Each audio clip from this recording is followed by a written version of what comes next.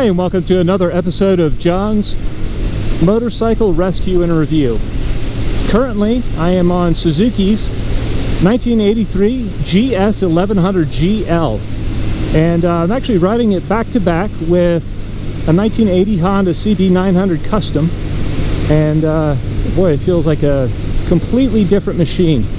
It's amazing to me how bikes that look so similar and on paper are so similar as far as engine layout, shaft drive, design purpose, etc.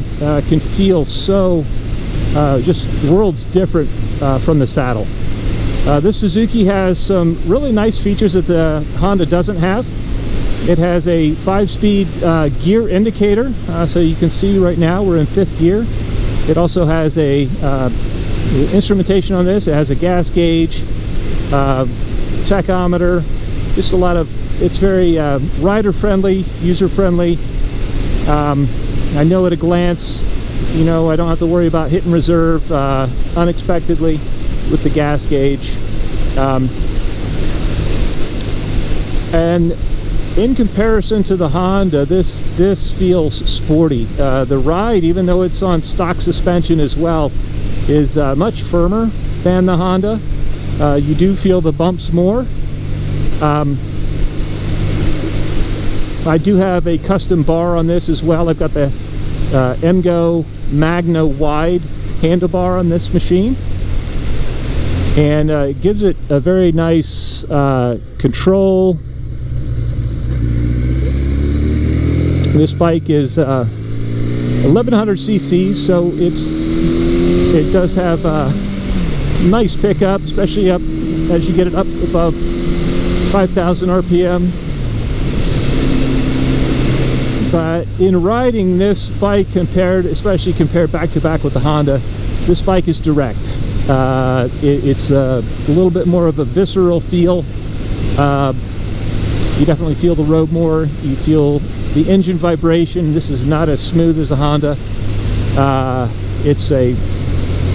It does handle very well, very linear. I could probably hustle it through corners quicker than I could the Honda. It does not feel nearly as heavy,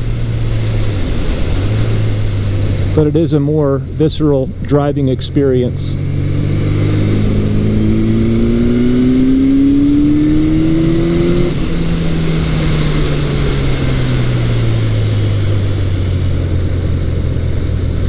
And the suspension is tight but well controlled. It's really surprising to me honestly how firm this bike is and how well controlled, especially since it's running stock early 80s suspension components. Very composed. It does feel more modern.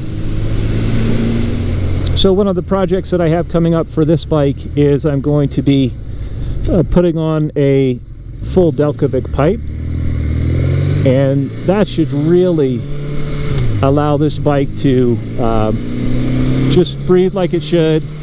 It's going to give it a lot better sound. Currently the stock exhaust is on it. I'll come up this straight away up here and I'll stop talking, just let you hear what it sounds like with a stock exhaust, and then I'll do a ride video with the Delkevic just so you can get a comparison of what the sound is.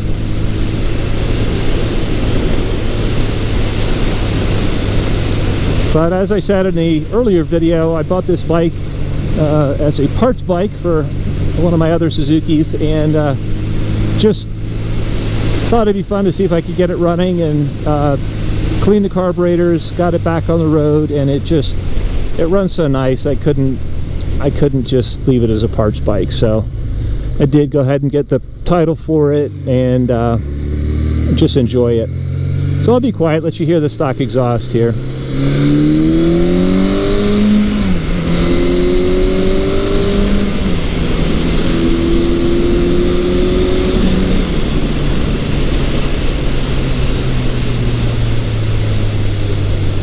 The brakes on this bike also are definitely worth mentioning. It's one of the few bikes that I have not done anything to as far as upgrading the brake lines or the brake pads or anything like that, and it just, the brakes are great. They actually hold up to modern standards very well. I won't mention brand names, but it stops better than most American bikes that I've ridden. Let's just put it that way. Very well controlled. I do like the Suzuki's one just because of the handling of the Suzukis. They've made a reputation for themselves, starting with the mid-70s GS1100L, and they were the first ones to make a 1000cc bike that actually handled well. And even on this, which is their cruiser model, this bike handles very, very nicely. It feels much more connected to the road. It feels lighter than some of the competition from the 80s.